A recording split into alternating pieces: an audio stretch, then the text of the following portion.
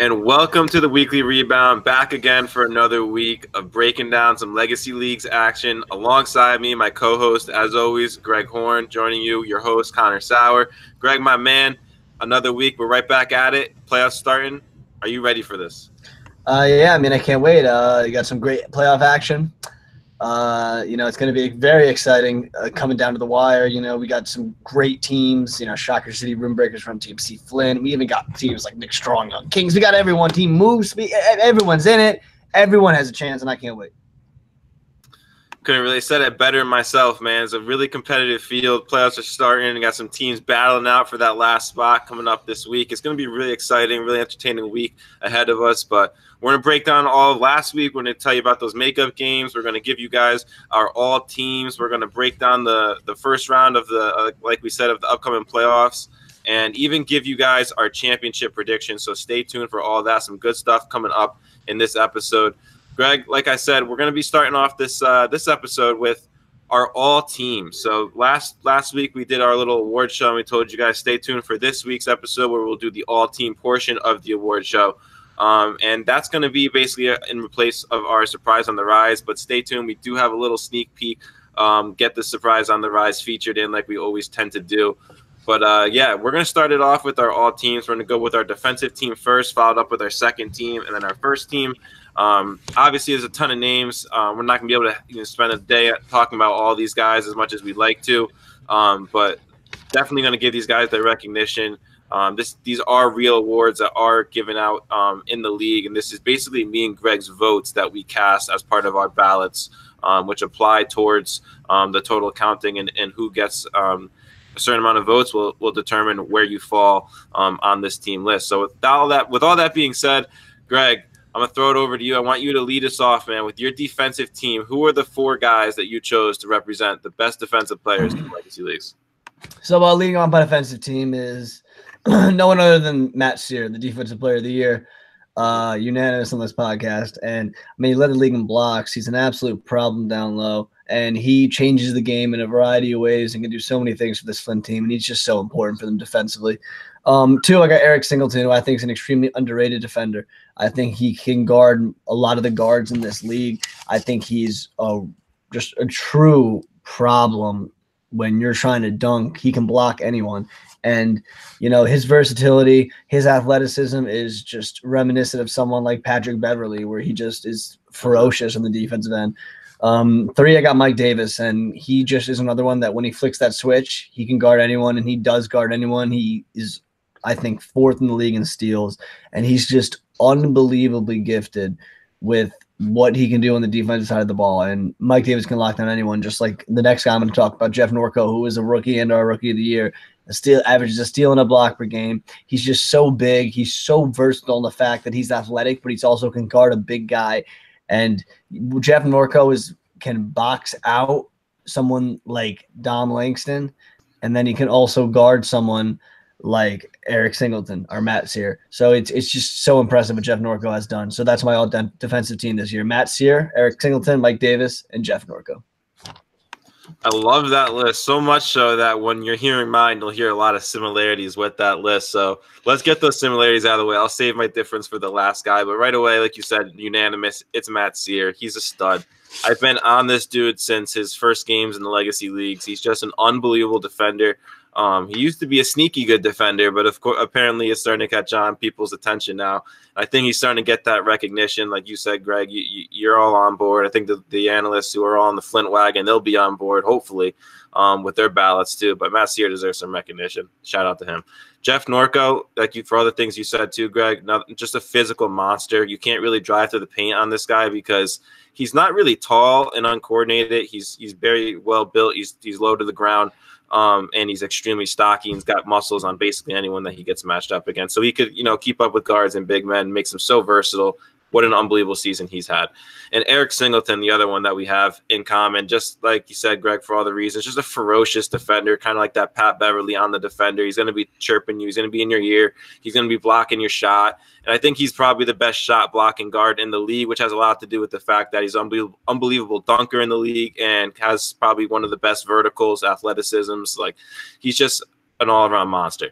And the guy that you didn't have on your list, shout out Mike Davis. You can never go wrong with putting Mike Davis on any team list. That's basically a cheat code. And when it comes to do, but for me, it was Ryan Florentine. Man, this guy's averaging over 1.5 steals and 2 blocks per game. He just does everything for this team. On the defensive end, you always call him linguine, spaghetti, fettuccine, whatever it may be. This guy he's long, he's lanky, and he finds ways to get his hands in the passing lane. He's very, very smart. I think that has a lot to do with his good defense, is that he's always in the right position. He's always hustling. He's equipped with the physical abilities to make defensive plays. So that's my all defensive team, Greg. I want to hear your thoughts really quick before we advance to hear the second team list for both of us. No, yeah, I mean, Brian Florentine is someone who I absolutely love how you mentioned him. I mean, he's in my opinion, he's a special player in this league, and he's someone who gets overlooked a lot. And especially for him to be on a team like Nick Strong, where they might not be the best team, but the things that they can do, it's impressive. And I mean, if you can see here, this Ryan Florentine dunk, I mean, look what he did to Flint last week. This is all. I don't even need to say anything, folks. You can see right here that is 2 grown men going up for a block, and Ryan Florentine says, "Get the fuck out." And that's what Ryan Florentine does. Ryan Florentine is a monster on both ends, and he deserves it. Yep. So shout out to him. So now for the second team. So the second team, this is basically your second top tier of players. If you can build a starting 4 without the players that you have in your first team, who would you based off this season? Off this season, of course. You can't go based on prior records. It's got to be produced. You got to be producing this season. Otherwise, Mike Davis would basically be in every single award ever. It wouldn't even have to be a debate. But on second team, Greg, I want to hear, who are your guys right there at the top, but not quite the best, but basically right there. All right. So first we got Mike Davis. But I go right into a good transition there. 22 points per game. He's unguardable. He's a leader. What he does in clutch time, he's probably the most clutch player in this league with Reggie Stewart. Mike Davis is something you can count on every time you go into the Legacy League's arena, I guess you could say, and watch Mike Davis play. He'll give you a show, put on a show, hit you with the hezzy. Mike Davis is consistent, and he's unarguably the most consistent player in this league, because for the time we've both been working here, he's probably been the one guy that has always just showed up and shown in, and that's what he does. Destin Simmons from the Young Kings is too. He's had a crazy good year, and he should be on a contending team because he could help any team in this league immediately. 20-something points per game, 50% from field and 3. It's unbelievable what this guy can do with his jump shot. It's absolute butter. He's a threat from anywhere on the court with the 3-point shot, and he can drive. He is an absolute stud, and he deserved it. He had such a good season. Number 3, I got someone, Dan Corcoros. And, he's a star now, in my opinion. He could be that most improved player, even though I picked Jason Hernandez for that. But he has just taken his game to another level. And I think it's because his team has evolved, but it's also because I think he's evolved. He's taking better shots. He's picking better matchups. He's not trying to posterize anyone as much anymore. And he's just taking that mid-range game, taking his layups. Just when he gets an open 3, he's taking it and he's hitting it at a very high rate. And I just think that he brings something to the Sports League team now with the good players that they have. That is something that he didn't bring from the past. And then I got my guy, Captain America, Cody DiLeonardo. He is balling out. He had a career season with 14 points per game, 58% from the field, and 35% from 3. He doesn't take many threes, but still 35 from a guy who doesn't take threes. I'll take it. It's solid. And he gets 6 rebounds with a block and a steal a game. Cody DiLeonardo will give you every minute of effort. When he's on that court, you'll know he's on that court. He's not one of those guys that just goes out there and you might not notice he's in the game for a little bit. You'll notice he's in the game right away. His motor is always churning, and that's why he's on my second team, because he had such a good year for a team that underachieved. He never underachieved once. He overachieved, and he was always the consistent bright spot on this team, whether it was Reggie not showing up, Howie struggling, Eric struggling, Eric Langston struggling. The only guy for this team who we all think is a champion contender throughout all the bullshit that showed up and did his thing was Cody DiLeonardo, and he's rounds out my second team. Wow. You're preaching facts out there, Greg. You really are. You know, Cody D through rain or shine has been that, you know, that one consistent player for that team. You can rely on him coming and show up, and you can rely on him producing when he's out there. So I really like that pick. And several other ones, Dustin Simmons, Mike Davis. I don't want to reiterate too much. Those guys are also on my second team, patrolling the guard spots. Nothing I can really say about both those guys. Former teammates, Destin and Mike, two studs on different teams this season. Destin's just putting up ridiculous scoring numbers, and kind of like almost like a down year for Mike in the second team, if that feels like if that makes any sense to you, Greg. You know what I mean? In the sense that, you know, if Mike really wanted to turn up and go 100%, we know he could be first team. He is first team in our minds, but kind of just like a season where it's just Mike really not putting his foot all the way to the pedal. But still having a season basically better than most people when they're trying their absolute hardest. So just goes to show you how talented Mike is.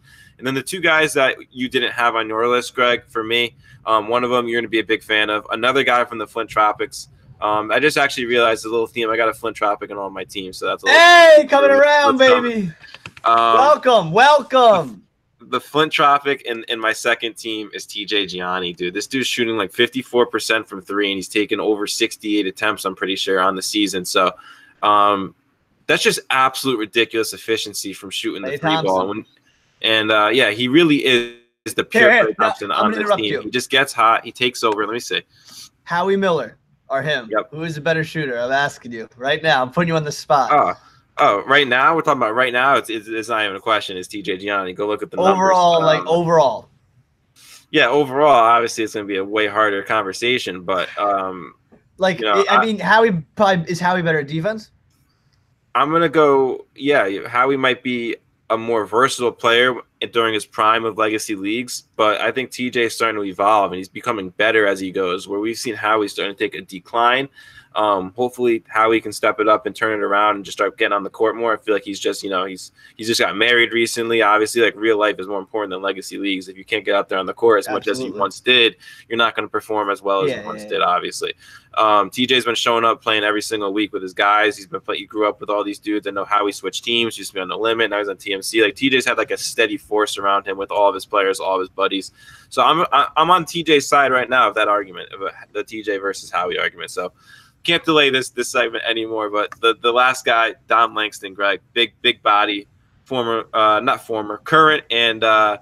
player of the Chasers, but longtime relative and family member of Greg and Eric. So you know that any Langston in this league is going to ball out and put up stats. So it's only right to have a Langston on this list. And Dom had a great year. He didn't show up to as many games as I would like to have him shown up, but I think he showed up to like 5 or 6 games. So for me, that was enough games, and the production that he put up during those games was insane. So averaging like well over 22 and like 9 rebounds. Had a really good year. That's my second team. What are your thoughts on TJ and Dom before we do our first team? I love TJ Gianni. I think he's like Klay Thompson. I think he's an absolute threat from outside. He can hit a shot anywhere, and he's one of those guys that blows a game open because he can hit 3 threes in a row, and all of a sudden you're down 9 or we're up 9, and now it's a tie game, and that's what TJ brings to Flint. And then Dom Langston's an absolute monster, and he's one of those guys that will upset a playoff team single-handedly if he gets hot. He is a threat, and I love that pick. Absolutely, brother. So now the first team, pretty sure we actually had identical players for this one. So to save time, Greg, I'm not going to do any talking for this one. We had the exact same 4 players, so why don't you do some preaching for why these 4 guys deserve to be in our first team?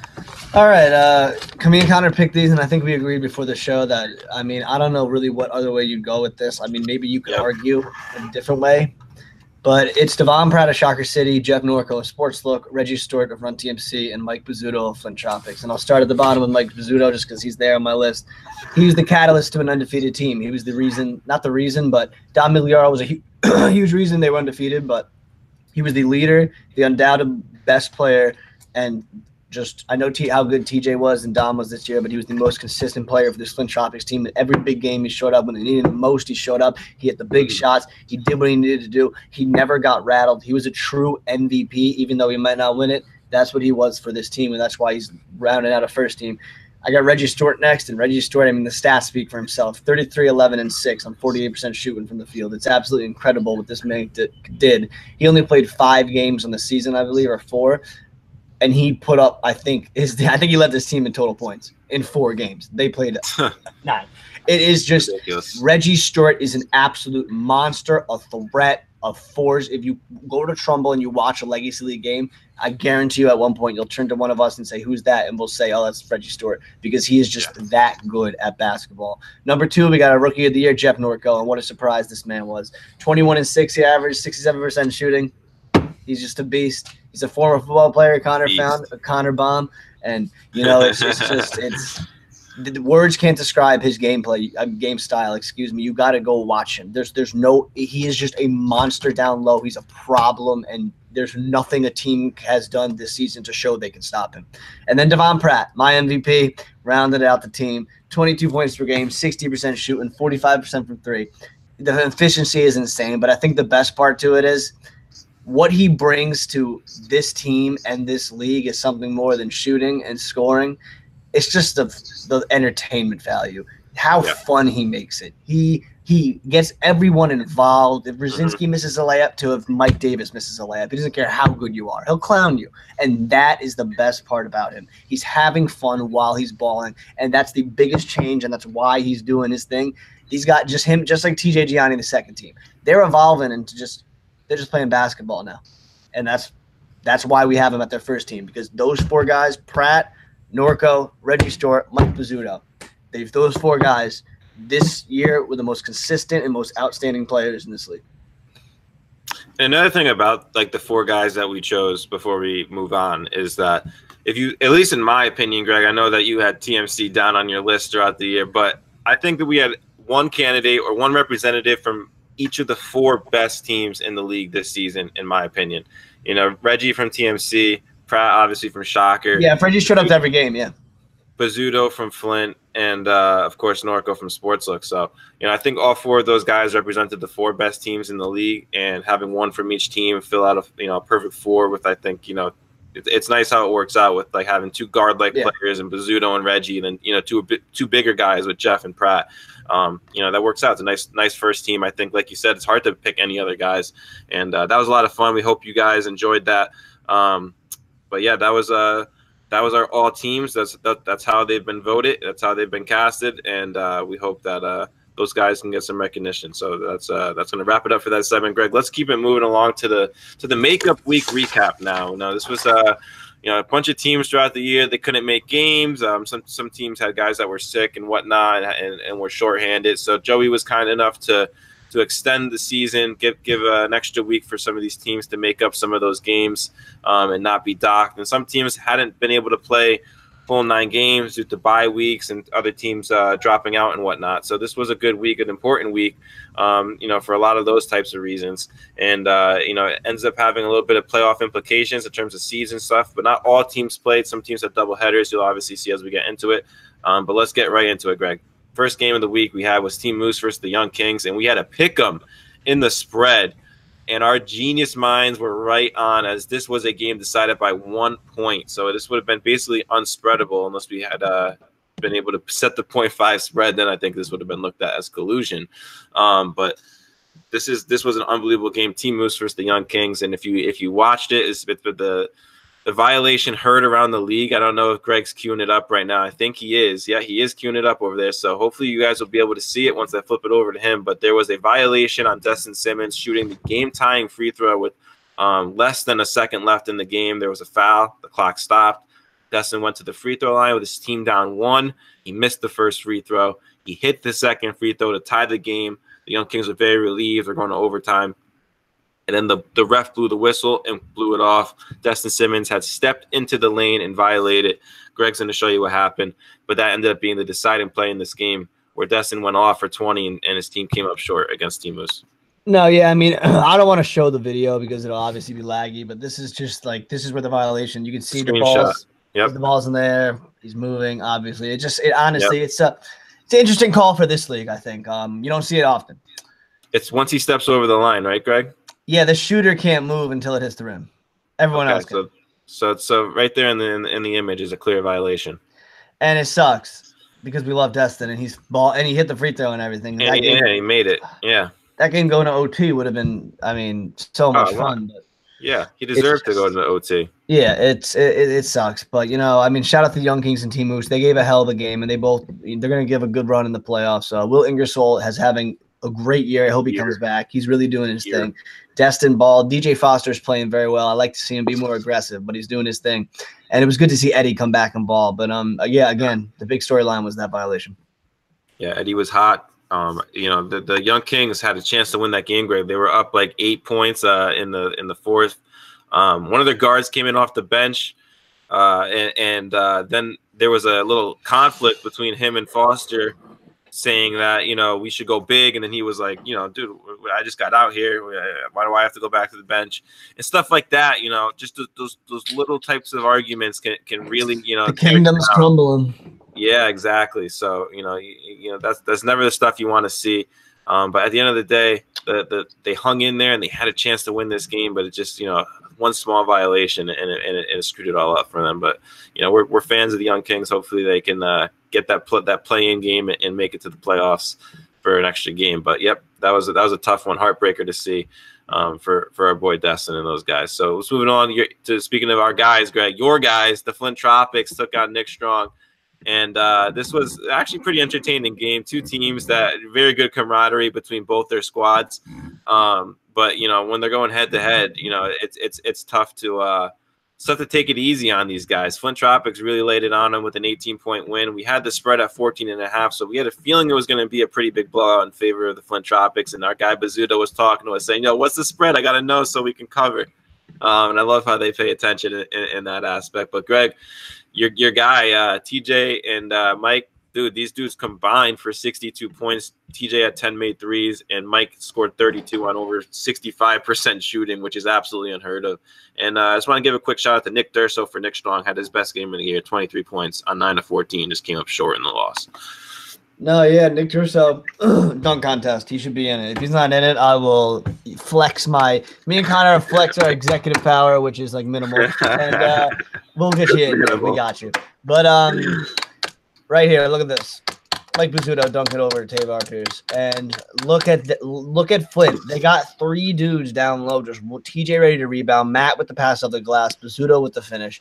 That's what Flint does. They're all a team. They know how to play so well on this size hoop that they all know where to be in the right moments. And that's something we don't talk about. We fucking talk about all these teams and how great they are, but we don't talk about, their off-ball movement or just something the old Team Moose used to do really well. What do you do when you don't have the ball in your hands? And, there's like a dunk. There's a perfect example right there. There's a dunk on the other side of the court.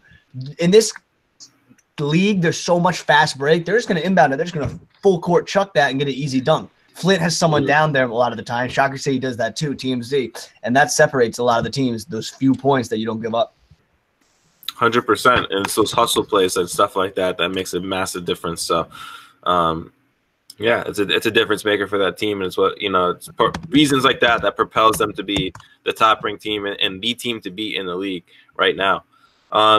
Another good game, Greg, between some of the best teams in the league, like we just mentioned before. Man, Sportslook took on Run TMC, but once again, dude, Run TMC is shorthanded. But Sportslook didn't have all their guys. They had a pretty good roster of guys, but not every single one of them either. But nonetheless, Sportslook really hammered Run TMC in this one. We had the spread at literally Sportslook giving only 1.5 points to TMC, but they didn't even they needed way less than that. Sportslook hammers TMC 70-52. Eric Langston had a really good game for TMC, 18 points, 9 rebounds, and 2 blocks, doing what big men do down there in the paint, and that's eat. But Acevedo and Norco, dude, 27 from Acevedo, 21 from Norco on 62% shooting. He had 12 boards, 3 assists, 2 blocks. Norco's an absolute stud, and you just give him a score like Acevedo and Kokoros to supplement him. Man, it's tough to beat this Sportslook team. I think they really might be better than TMC, Greg. Yeah, no, yeah. I mean, what I run out of words to say about Jeff Norco, man. To Run TMC, needs to figure it out going into playoffs. I think Paul Mirama had his best game. I think he really played well, and that's very nice to see going into the playoffs. I worry about chemistry.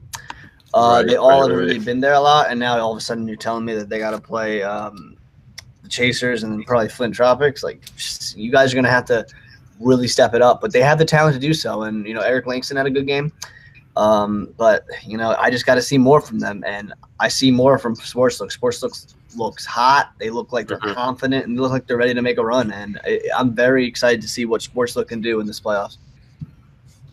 It looks like because TMC has been playing with so many different lineups on a week-to-week basis that they really haven't developed that. Yeah, they haven't developed that chemistry that they had when they were, competing and taking down teams like the Rim Breakers to go to the finals. So they're an unbelievable team. Like I said, they're one of the best 4 teams in the league, and that's where you want to be heading into the playoffs. You're always going to have a chance being in that position, but I'm just nervous that when it comes to crunch time, are they going to have that same rhythm and chemistry, or is it just going to be like Reggie time? And because Reggie obviously is a key piece, and not having him makes a big difference in this matchup. But I'm just nervous that it's all going to fall on his plate, and that if he's not 100% right and draining every single shot, that they're going to be in trouble. So that's why I think guys like Eric Singleton will be the X factor for this team, and make or break based on his performance. So we'll see what happens between Run TMC and Sportslook heading into the playoffs. 2 teams that we have our eyes on and have set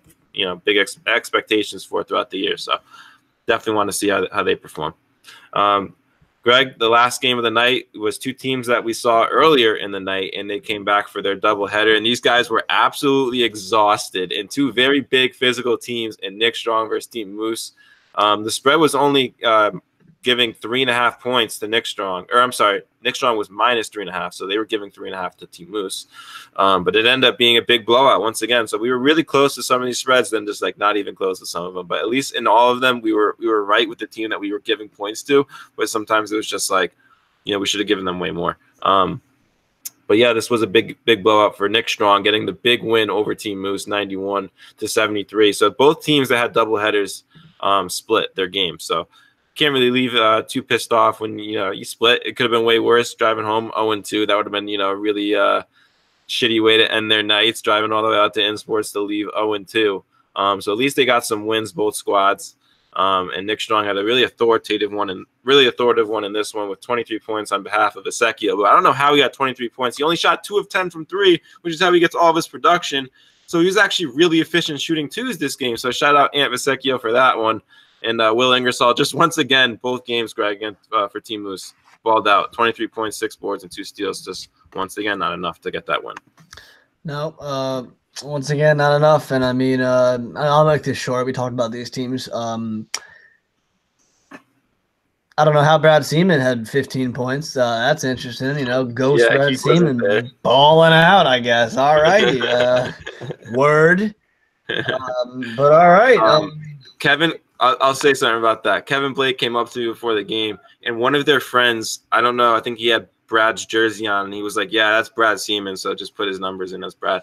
Okay. I'll say one thing about Team Moose. They don't give a rat's ass about stats. I've never once got a stat complaint in my entire life about stats. They only ask about turnovers. And yeah, they always actually Brad asked me how close he is to triple doubles and stuff. But when it comes to Team Moose, they're not selfish about their stats whatsoever. So it's pretty funny how you caught on to that. But Kevin had somebody definitely was wearing the jersey of Brad Seaman during that game, and the score guy was just plugging in those stats as Brad Seaman. So Brad was not actually there, but he got free points, and I don't think he'll complain, because if out of anyone on Team Moose that wants free points, it'd be Brad Seaman.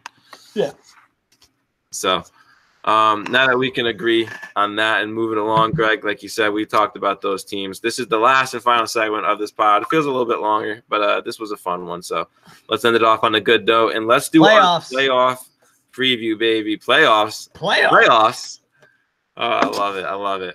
Let's get right into it, Greg. The play-in game to make the quarterfinals, which everybody else is in, besides these 2 teams, between Young Kings and Nick Strong. This is going to be a pretty important game to keep their seasons alive, Greg. Yep. I got Nick Strong giving 4.5 as the official spread that we set before the game.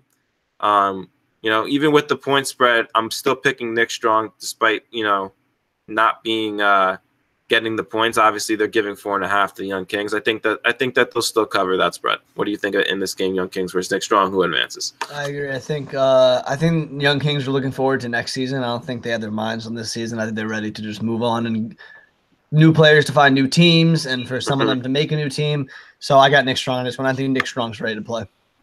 They just feel like the Bad News Bears. It's like a team that you love and you root for, but they just can't get it together. You know what I'm saying? It's like they're not that bad. They're not the Bad News Bears in terms of their performance. It's just like they always have a bad luck. They can't catch a break no matter how it is. I think you saw that frustration boiling over with some of their guys last week. It just it's been a tough season for them because they're a good basketball team consistent of good players, dude. Destin Simmons, Foster, Whitman, Abate, Raymond, all these guys can ball, even their bench guys, they're all really good players. It's just they haven't been able to mold in a way that we would have expected them to coming into their second season because they had so much promise after last year. But I just want them to keep their heads up. They're all good players. I hope that they can rebound and come back another season and ball out. But Greg, TMC Chasers, the first quarter's matchup. We got the Run TMC's gonna be favored. They'll be giving 6.5 points to the Chasers in the spread. With the spread, I think I'm going to pick the Chasers. I expect TMC to win this game, but 6.5 points. The way TMC tends to play, they tend to keep things close and make things nervous for us. So with that, I'm going to pick the Chasers to cover with the 6.5, but probably TMC wins this game.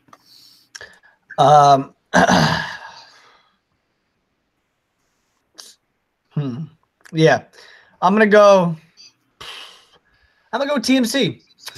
I'm gonna take it. I'm gonna take the points. I think TMC has this. I think that they're gonna come together. I think they're gonna show out, and I think they're gonna play a really good game, and they're gonna start a trend in the right direction. So I got TMC with the points. I like it. So TMC with the points for Greg. Oh, by the way, Greg has, I don't know if we said last week, Greg officially kicked my ass. It's over in the pick'em. So he's the champ. He's the defending champ. These games are just to see how we do, just for the hell of it. Maybe we'll go back and we'll do a playoff champ if I can get those. Yeah. Just any way I can get anything over Greg if possible. That's my goal in life. Greg, the next one, baby. Shocker City versus Team Moose. This would be a pretty good game, I think, actually. I heard Joey saying that this is a Team Moose upset alert game, and that if they get all their guys, they can beat Shocker. But I don't know if I necessarily believe all that hype. I got Shocker, even with the 15.5 points that they're giving Team Moose according to our spread. Who do you have in this one, Greg? 30. 30. Give him 30. Shocker beating them by 30. Oh, God. The boys are Shannon Sharp. Shocker going to be dining at my restaurant eating them dubs. And Team Moose, they ain't getting in. They ain't getting in. You want to know why they get in? Because they eating L's. And we don't serve L's in my restaurant. Oh. It's a family establishment. Horn Steakhouse. Oh, no. No moose on the menu. No.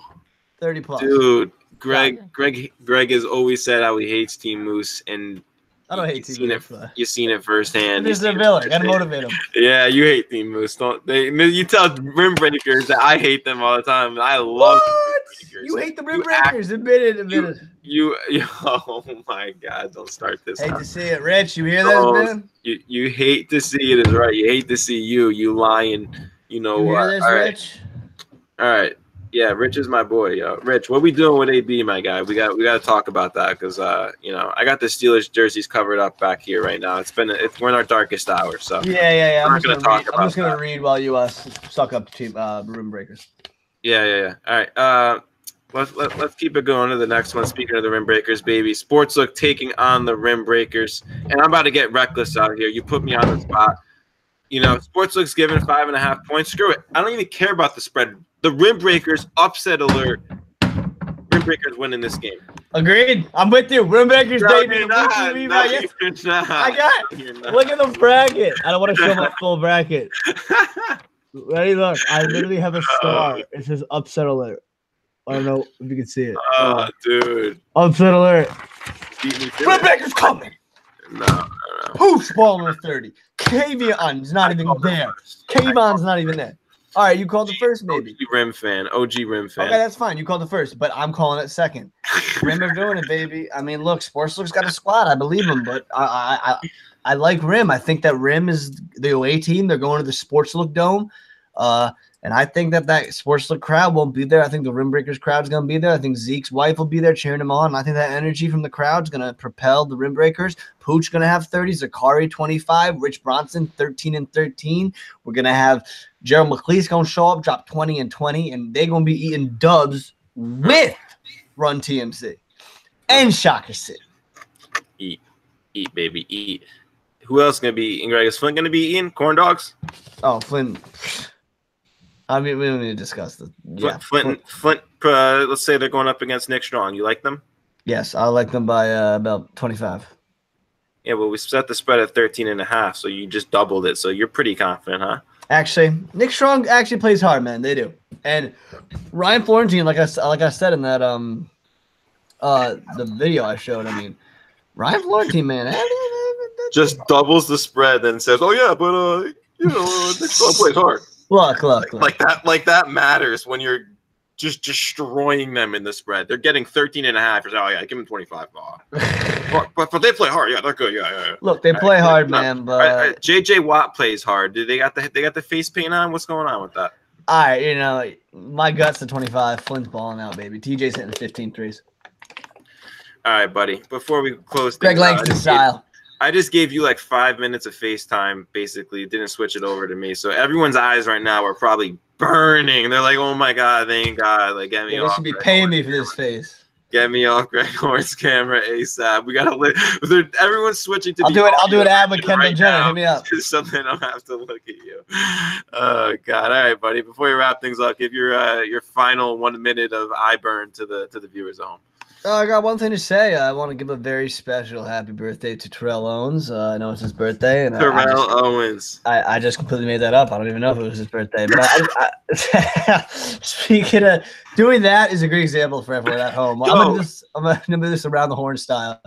Fake news is not good. Wait, what were you saying? It's my dog's birthday today. Shout out my dog, like my real dog, not like shout out my actual dog. Shout out Connor's dog. That's a perfect way to end it. Shout out Connor's dog. Happy birthday. Shout out my dog Lou. All right, boys. Everybody, all the viewers, thank you for listening. I know this got off the rails here at the end, but we appreciate you guys for sticking playoffs. Sometimes the best moments are the ones that are just completely off the dome, like this one was here. Greg, my man, another great week in the books. We'll see you guys next week. We'll break down some more playoffs for you guys. And oh my God, yeah, we didn't give you our championship predictions, but you're gonna have to wait and stay tuned. My champion, my champion, Flint, baby. Coming next week, baby. We'll see you guys.